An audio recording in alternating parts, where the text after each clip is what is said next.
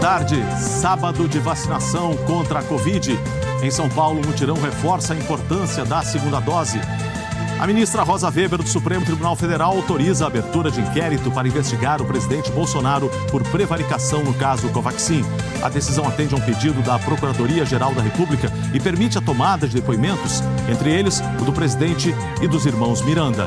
O deputado federal Luiz Miranda e o irmão disseram que avisaram Bolsonaro de possíveis irregularidades, mas que nada foi feito. O caso também é investigado pela CPI da Covid. E ainda, manifestantes fazem protestos em 17 estados contra o governo Bolsonaro, a favor do impeachment e mais vacinas.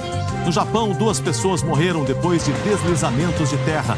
As autoridades ainda procuram 20 desaparecidos. E o que os atletas brasileiros podem esperar das Olimpíadas de Tóquio? Na última reportagem da série O Caminho das Medalhas, os desafios dos nossos esportistas para chegar ao alto do pódio. O Jornal Hoje está começando.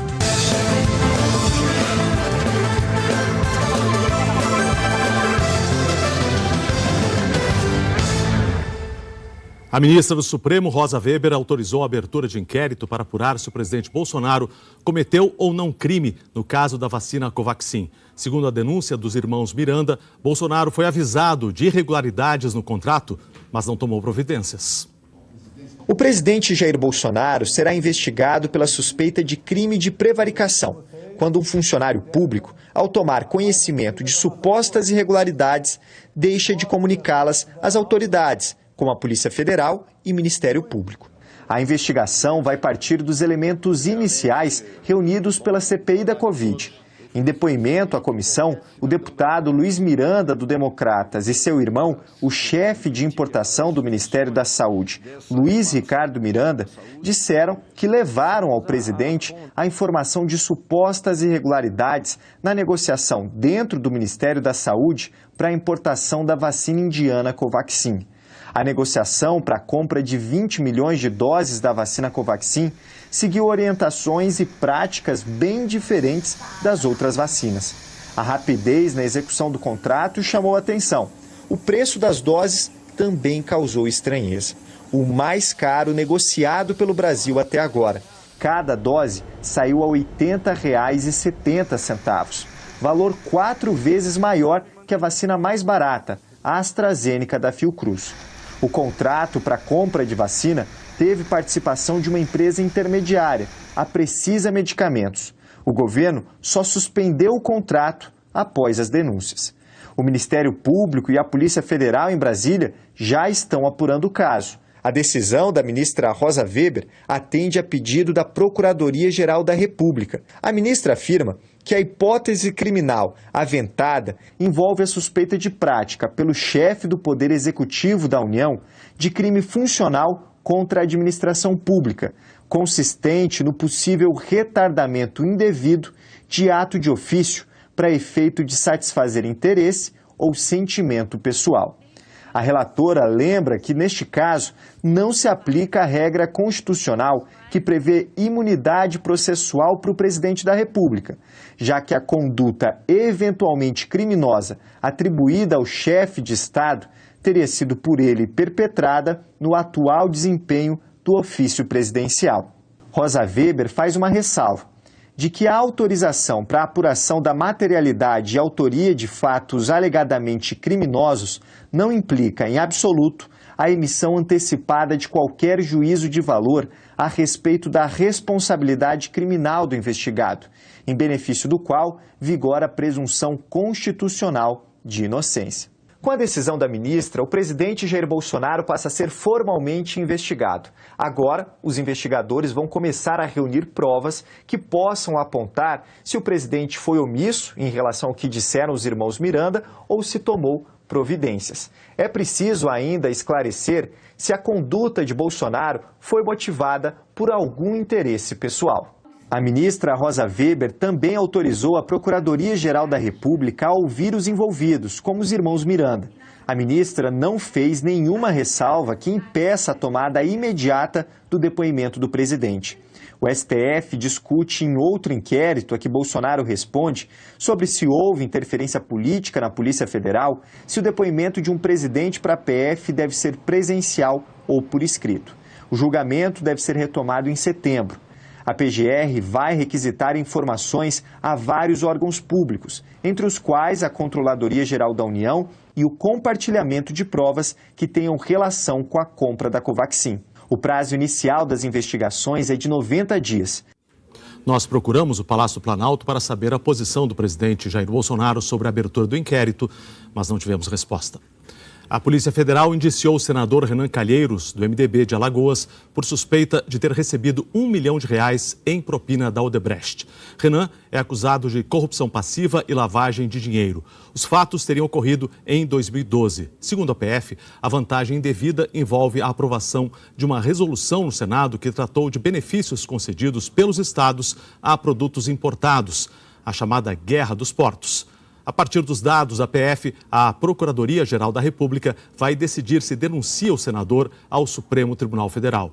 Em nota, o senador Renan Calheiros disse estar surpreso. Segundo ele, o indiciamento ocorre no momento em que a CPI mostra todas as digitais do governo na vacina da corrupção e que a parte politizada da polícia enxerga, segundo a nota, indícios em uma acusação sem prova referente a 2012. Não conseguimos contato com a Odebrecht. A vacina Covaxin, desenvolvida pelo laboratório indiano Bharat BioNTech, apresentou 77,8% de eficácia na última fase de testes, segundo o próprio laboratório. A eficácia para casos graves da doença foi de 93,4%. Foram avaliadas 130 pessoas, 24 delas tomaram a vacina e 106 o placebo, uma substância neutra. O estudo ainda não foi revisado por pares. Na maior cidade do país, quase 100 mil pessoas precisam receber a segunda dose da vacina contra a Covid-19. E o sábado está sendo de força-tarefa para imunizar todo esse grupo. É um dia tão importante que a Josiane não podia deixar escapar. Já fui dormindo pensando na segunda dose. Aí não tem jeito de esquecer. Aí não tem jeito, eu e minha prima. E lá foi ela tomar a vacina contra a Covid pela segunda vez. Agora sim, estou feliz. A cidade de São Paulo está fazendo uma força-tarefa neste sábado para imunizar cerca de 83 mil pessoas que não voltaram para tomar o reforço da vacina. Outras 11 mil são esperadas em mais de 80 pontos de vacinação espalhados pela cidade. Apesar desse volume grande de pessoas, o movimento foi tranquilo pela manhã. Os infectologistas lembram que é fundamental a segunda dose da vacina contra a Covid-19. Dizem que só assim a imunização estará completa. Se você tomou uma dose só da Coronavac, da vacina da AstraZeneca ou da vacina da Pfizer, você não está com o seu esquema completo. Tomar as duas doses da vacina, o esquema vacinal completo, vai garantir tanto o aumento de eficácia para aquela pessoa, como a perspectiva de controle da pandemia para a nossa sociedade em geral. No estado de São Paulo, cerca de 240 mil pessoas simplesmente ainda não apareceram para tomar a segunda dose. Então, vale o exemplo da Rosiane, que com mais uma dose no braço, saiu feliz da vida. É uma sensação muito boa, inexplicável, porque assim, a gente estava aguardando muito por esse momento, né? E assim, pelo fato de muita gente ter chegado a óbito, não ter tido a chance de tomar, isso pra gente é muito gratificante e eu estou muito feliz com isso. Um sábado de muita emoção. Hoje é dia da minha renovação. Renovação, gente. Se vacine, cuide de você. E em Belo Horizonte hoje também é dia de vacinar quem esqueceu da segunda dose. Vamos falar com a Larissa Carvalho, que está no posto de vacinação. Boa tarde, Larissa. Tem muita gente aí também atrasada com a segunda dose? Tem, Kovalik, 32.900 pessoas estão sendo esperadas nos postos de saúde de Belo Horizonte. São as pessoas idosas, também trabalhadores da saúde, que não apareceram para tomar a segunda dose da Coronavac. Os postos vão ficar abertos até as 2 horas da tarde. Hoje também é dia de vacinar quem está na data certinha para tomar a segunda dose de reforço e os outros grupos, né, que já foram chamados para tomar a vacina. Os postos ficam abertos até as 2 horas e a partir da semana que vem vão se vacinar nos postos de BH. Quem tem 48 anos na segunda-feira, 47 na terça. São cerca de 46 mil pessoas esse grupo. Hoje já chegou mais vacina a Minas Gerais, é o 28º lote. Belo Horizonte, diante de bons índices de Covid, flexibilizou a partir de hoje algumas restrições. Por exemplo, cinema, teatro, casas de shows, festas, estão liberadas várias delas, mas com sempre muitas restrições. Os cinemas, por exemplo, só podem ocupar metade das cadeiras. Para os condomínios, prédios, onde sempre tem denúncia de muita festa, continua a recomendação de não haver festa nas áreas em comum, né, dos prédios e dos condomínios. E qualquer um desses eventos aqui em Belo Horizonte precisa ser recomendado,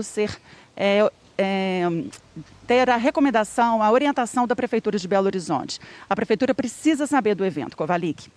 Tá certo, libera, mas com todo cuidado, né? Obrigado, Larissa. Até mais. Boa tarde para você. Vamos ver os números da vacinação reunidos pelo consórcio de veículos de imprensa. A gente está vendo esses números surgindo aqui no telão, olha só. Esses números foram recolhidos pelo consórcio de veículos de imprensa com as secretarias estaduais de saúde. Em 24 horas, 1.467 pessoas receberam a primeira dose e 241.462 receberam a segunda dose ou a vacina em dose única.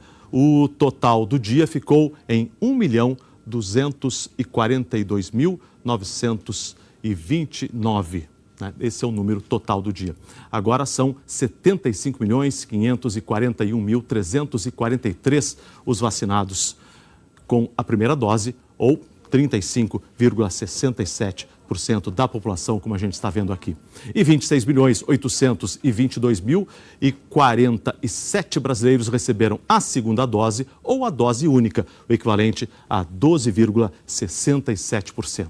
A gente vai ver agora, né, no mapa, o mapa verde mais escuro indica os estados que mais avançaram na imunização completa. Os 5 que mais vacinaram foram Mato Grosso do Sul, Rio Grande do Sul, Espírito Santo, São Paulo e Pará.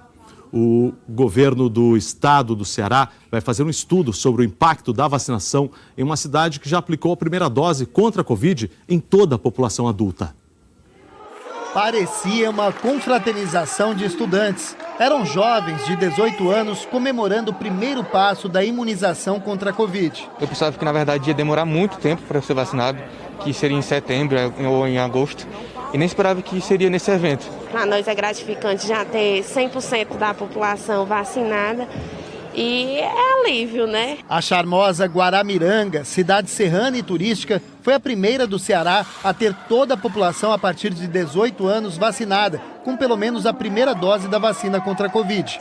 Foram 4.002 doses aplicadas no município, que tem pouco mais de 5.000 habitantes. Com a meta de aplicação da primeira dose atingida, Guaramiranga vai ser um laboratório para o governo do estado.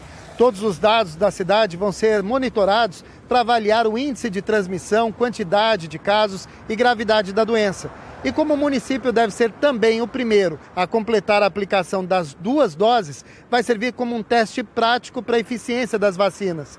Por isso, o estudo deve durar pelo menos 1 ano, podendo ser prorrogado dependendo dos resultados. Nós vamos também fazer pesquisa de anticorpos para saber a evolução da imunidade, para testagem de casos positivos, para que a gente possa mensurar o impacto e a efetividade da vacinação de 100% da população do município de Guaramiranga. Com a população idosa, mesmo com a primeira dose, a gente já teve esse resultado positivo. Então agora o desafio é entender como é que se comporta essa população toda, independente de idade, vacinada mesmo já a partir da primeira dose. Há uma possibilidade, em essa doença se tornando endêmica, como a gente tem visto o Covid, que essas vacinas precisem ser reaplicadas depois de um período de tempo.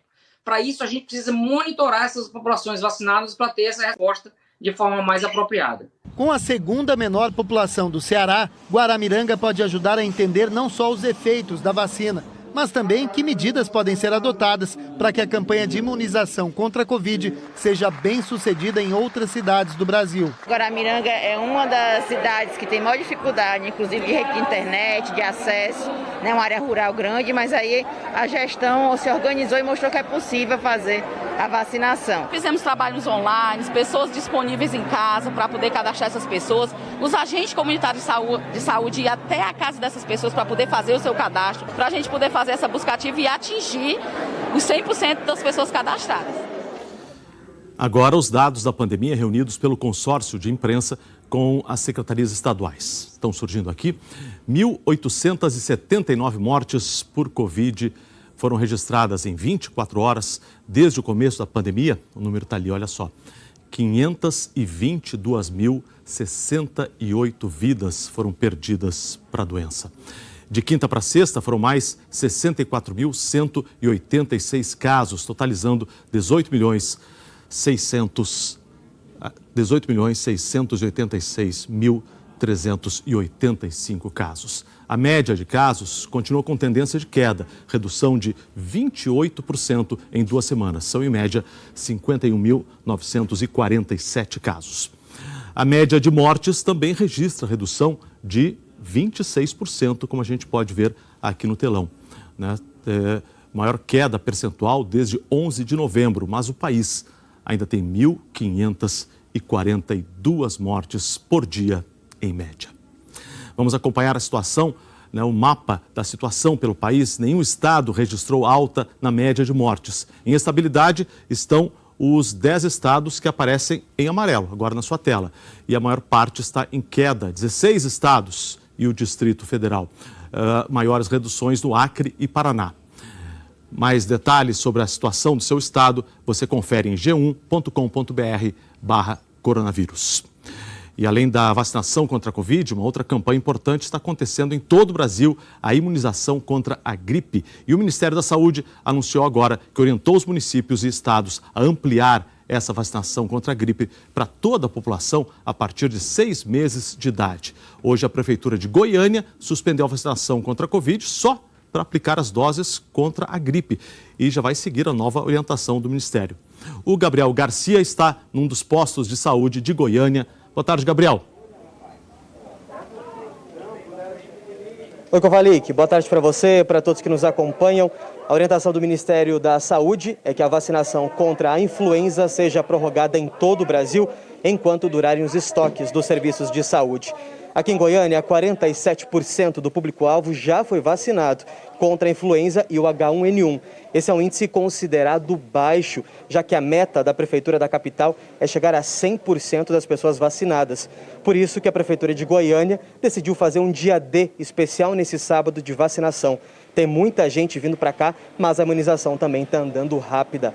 Dados mais recentes do Ministério da Saúde mostram que a cobertura vacinal no Brasil está em 37,9%. Ainda falta muita gente para ser vacinada, já que a meta do governo federal é chegar a 90% das quase 80 milhões de pessoas que fazem parte desse público-alvo. E tem um alerta importante dos médicos, Kovalik. É importante respeitar um intervalo de 14 dias entre a vacina da gripe e da Covid-19. Eu volto com você aí no estúdio. Obrigado pelas informações. Até mais. Ainda hoje, o que os atletas brasileiros podem esperar das Olimpíadas de Tóquio? Os desafios para chegar ao alto do pódio. E a seguir, no Japão, 2 pessoas morreram e 20 estão desaparecidas depois das fortes chuvas que atingiram o país. E a previsão do tempo para todo o Brasil. Já voltamos.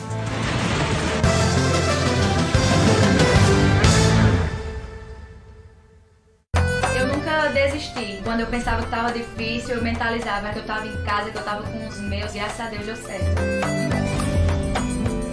Aqui é lá em Pedregal mesmo, em Campina, seu Lorival, Dona Fátima e ela. Ela foi escanteada, ignorada, calada, sofreu preconceito. Se eu não tivesse ganhado, eu tava devendo a vida, meu pai. Tava no game over já. Ou era isso, ou era não sei o quê. Não sei o que seria. Você é campeã do BBB 21, Juliette! Ela traz a sua história, traz a voz da mãe. Mamãe te ama, Juliette. Eu mesmo me considero um cacto, virei fã. Bem-vinda, minha querida, viu? O principal, eu atingi, as pessoas me escutaram, as pessoas me ouviram. No fundo, a gente é bom.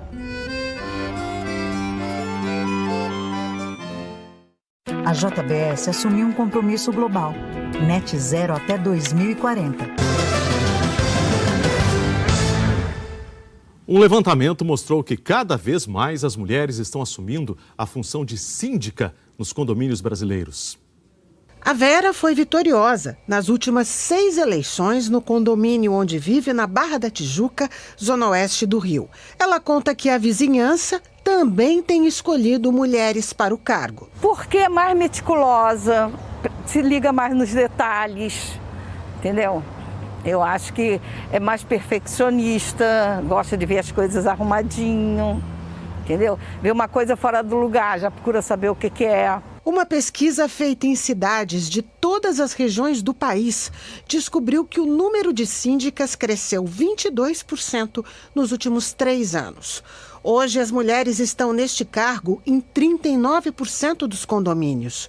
Eu vejo sim como uma tendência que veio para ficar, e isso tem ficado sim cada vez mais alinhado com essas novas necessidades e novas demandas dos moradores, que estão também muito mais atentos aos detalhes. Está enxergando mais essa necessidade de melhorar o patrimônio, e ela então tendo ali uma disposição para se candidatar à síndica e assumir esse cargo que é cheio de desafios. A Karine é síndica profissional, administra 32 condomínios e conhece bem os problemas que uma mulher enfrenta neste cargo. Todo mundo parte da premissa de que eu não sei nada sobre obra e ninguém nunca quer escutar o que você tem para falar. Costumo dizer que se fosse fácil não se chamava edifício. O mais difícil é gerir pessoas, sem dúvida é gerir pessoas. As tarefas não são simples, exigem tempo e paciência. A pesquisa também apurou o que dá mais trabalho nesta função. Manutenção e gestão financeira estão entre os desafios mais citados. Mas entre as mudanças provocadas pela pandemia, a demanda por mediação de conflitos teve um grande crescimento, na opinião dos síndicos e das síndicas. Na pandemia, você tem mais moradores em casa, trabalhando no home office. Aí é o morador do lado que tem um cachorro que late mais, tem criança correndo no apartamento de cima. Então, isso tudo gera conflito, né? Tentar entender os dois lados, para mediar aquele conflito, entender as duas situações e tentar da melhor forma possível resolver.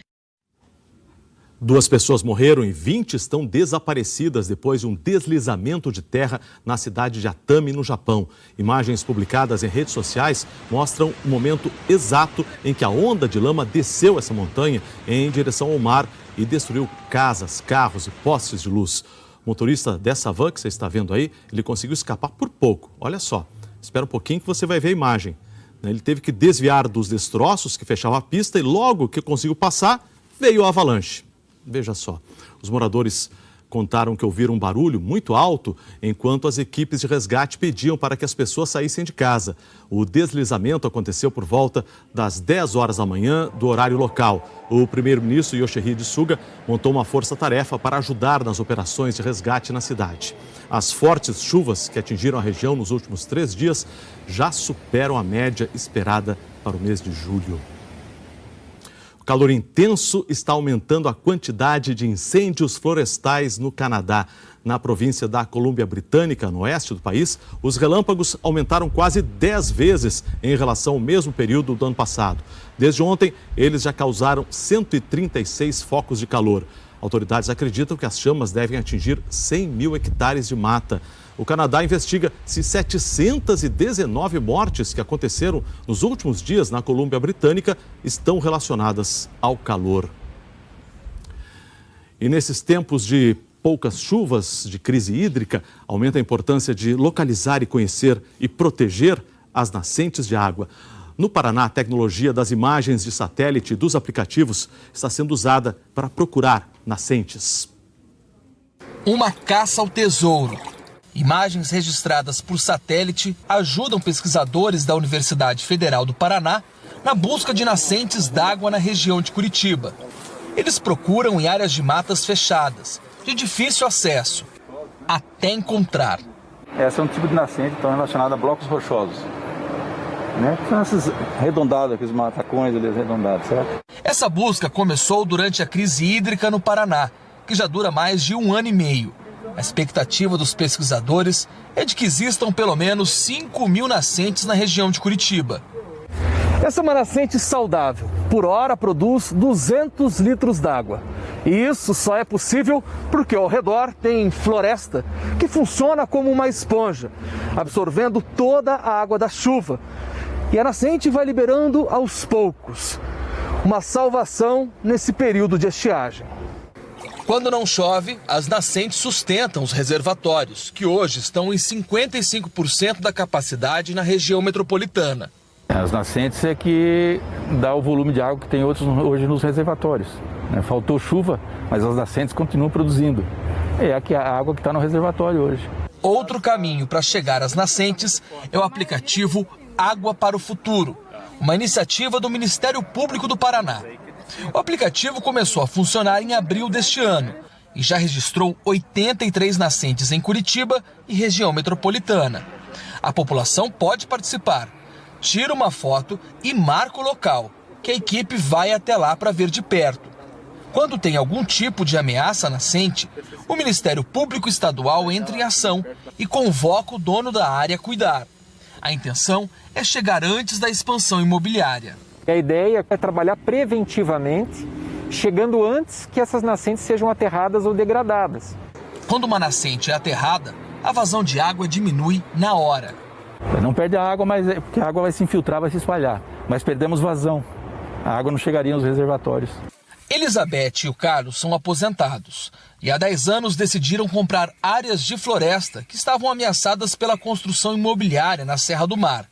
Floresta preservada é como uma fábrica de água. Nós temos dezenas de nascentes aqui que vão abastecer represas aí que vão depois abastecer Curitiba, né? 5, 6 municípios da nossa região. A água que brota aqui na floresta preservada pelo casal ajuda a formar o Rio Iguaçu, que atravessa o Paraná e se transforma nas cataratas.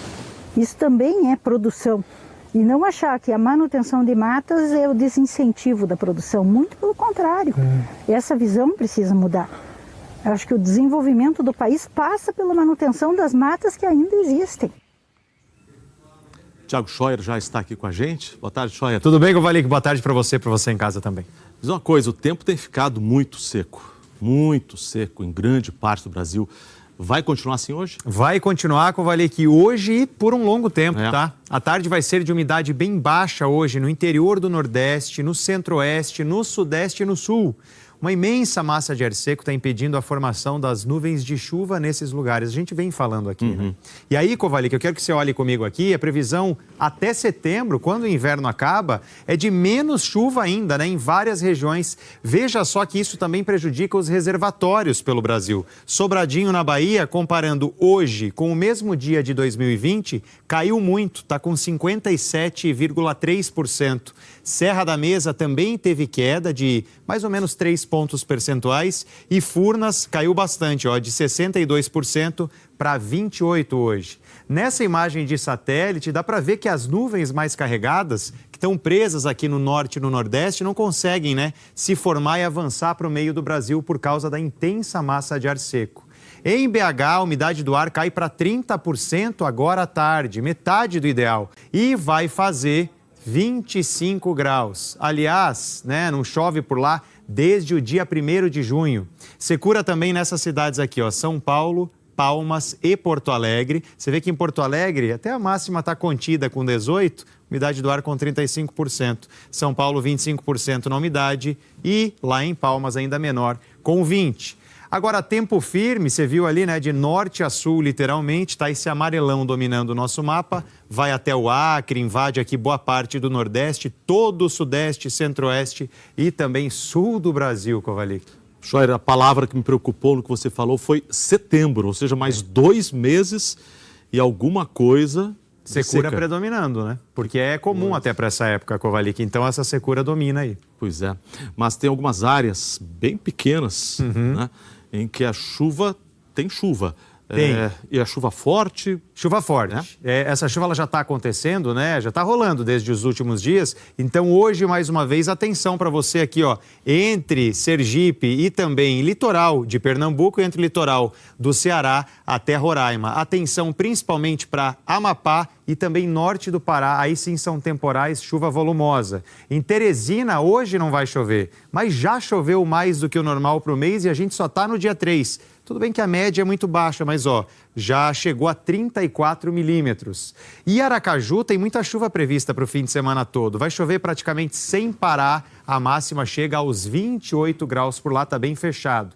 Muita chuva agora à tarde também vai ter ainda em Maceió, em Belém e em Boa Vista, que tem 40 milímetros.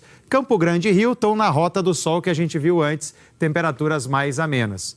E amanhã a chuva ainda continua forte entre a costa do Nordeste e a região Norte. Essa chuva que a gente acabou de ver ali, né? Então vai acumular mais nesses pontos aqui, entre o Pará, também o Amapá, Roraima e norte do Amazonas. Enquanto isso, no centro-sul do país, domingo ainda começa mais friozinho e à tarde as temperaturas já sobem. Veja só, Curitiba começa o dia com 8, 7 em Porto Alegre, São Paulo com 12, 11 em BH, 12 em Brasília e Cuiabá com 15, Kovalik. Tá certo, obrigado. Valeu, bom fim de semana. Até mais.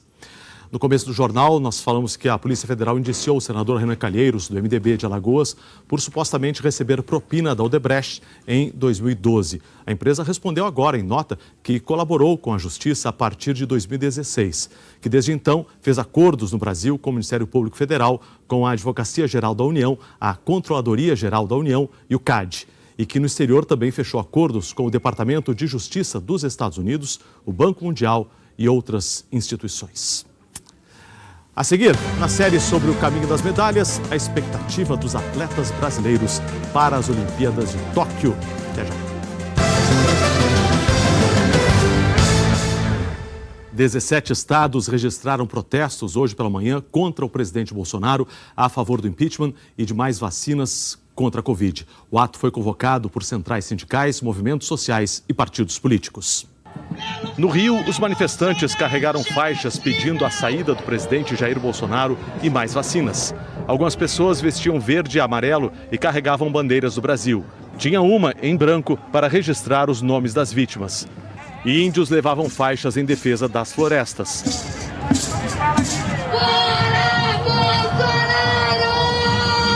A maioria usava máscara. O carro de som reforçava a importância do uso da proteção e pedia distanciamento social para os participantes.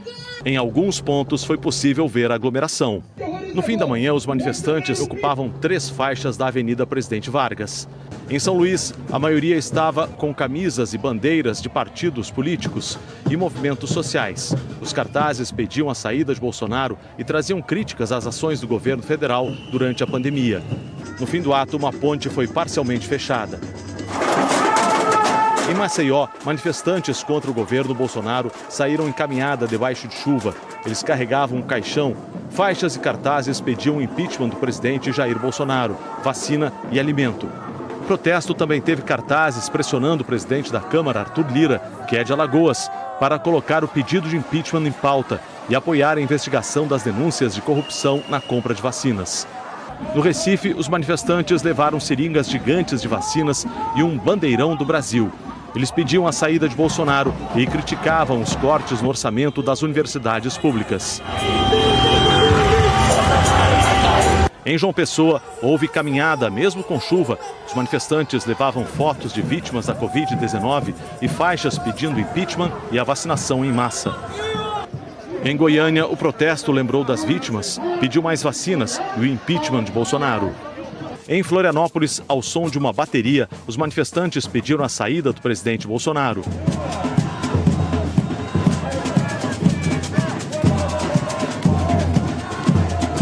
Eles também queriam mais vacinas e lembraram os mortos pela doença. Em Belém, o protesto pedia a saída do presidente Bolsonaro e denunciava casos de corrupção no Ministério da Saúde. Um carro levava a bandeira do Brasil. Em Boa Vista, estudantes e indígenas pediam mais vacinas, educação e o impeachment do presidente Jair Bolsonaro. Manifestantes levaram a bandeira do Brasil e a Constituição. Em Porto Velho, o pedido também era pela saída do presidente.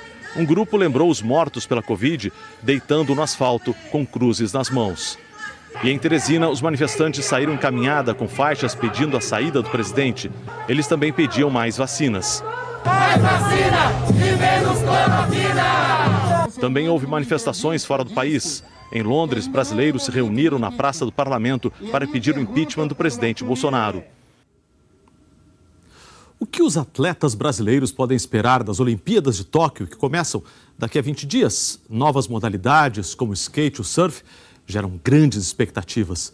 Mas os investimentos nos esportes olímpicos caíram muito desde os Jogos aqui no Brasil. As Olimpíadas do Rio em 2016 foram o ponto alto do esporte olímpico brasileiro até agora. É o que a gente vai ver no episódio final da série O Caminho das Medalhas, do repórter Edgar Alencar. They come from countries large and small. O Rio de Janeiro, como sempre, lindo, diverso. Tempos de confraternização e achegamento social. Parece filme antigo, quase uma ficção. Mas é só a peça do cineasta Fernando Meirelles, exibida numa inesquecível reunião do Comitê Olímpico Internacional em Copenhague, capital da Dinamarca. E no dia 2 de outubro de 2009, pela primeira vez, uma cidade da América do Sul foi eleita para receber as Olimpíadas. A gente tem a década de ouro do esporte brasileiro, o sul-americano. Começa com o sul-americano, depois o pan-americano, depois os Jogos Militares, não é? E por fim os Jogos Olímpicos. Então, há uma construção por políticas públicas que levam a um desenvolvimento dos atletas. Ninguém precisa ser especialista em estatística para analisar um gráfico com as medalhas olímpicas brasileiras ao longo de 101 anos. Das 129 conquistadas desde a estreia em 1920, 53 foram nas últimas edições, um reflexo direto dessa era de grandes investimentos. A gente teve uma evolução gigantesca, assim.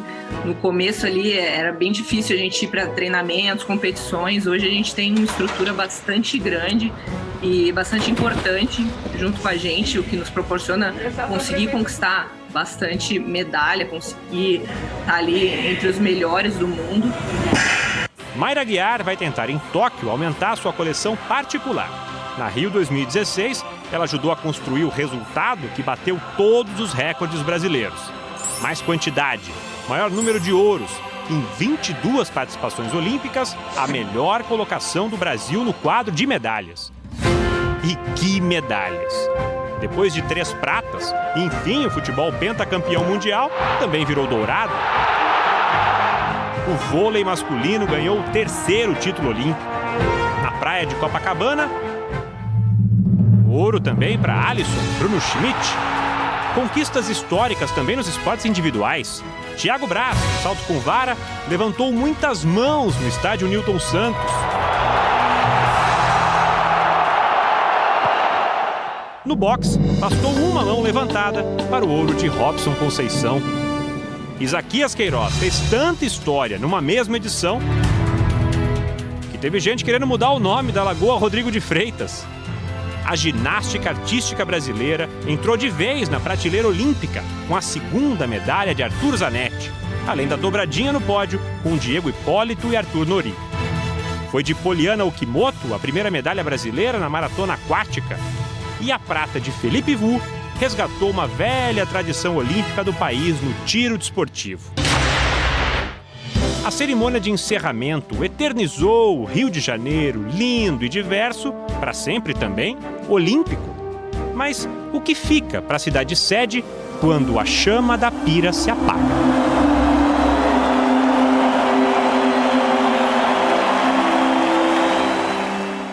Aqueles atletas que tiveram a sorte de estar nesse momento e nesse lugar, eles puderam usufruir de bolsas, eles puderam usufruir de programas, de patrocínios, que levaram a um desenvolvimento sem igual do esporte brasileiro, que acabou imediatamente em 2016. O próximo movimento dessa linha do tempo começa com um grande desafio. O investimento de um ciclo para o outro caiu quase pela metade. Um fator que pode ajudar essa tendência de alta é a entrada de novas modalidades agora nos Jogos de Tóquio, como por exemplo o skate, que naturalmente já tem os seus altos e baixos. E nesses os brasileiros são muito bons, como comprovam os resultados desse último ciclo olímpico. Pedro Barros e Luiz Francisco são destaques entre os homens. E no street feminino, se tudo der muito certo no Japão... As 3 atletas que representarão o Brasil nos Jogos Olímpicos estão entre as top 5 do ranking mundial. Então, temos a chance de não só o ouro, mas de ter um pódio 100% brasileiro. Gabriel Medina e Ítalo Ferreira também chegam como favoritos para fazer um pódio brasileiro no surf, outra modalidade estreante nos Jogos. Os Jogos de Tóquio 2020, disputados em 2021, enfim vão começar. Não existe medalha ganha de véspera, assim como tantas conquistas antes impossíveis, hoje já são parte da história olímpica do Brasil. O caminho das medalhas nunca foi fácil.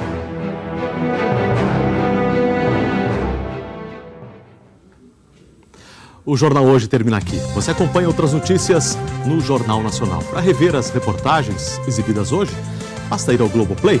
Boa tarde, bom fim de semana.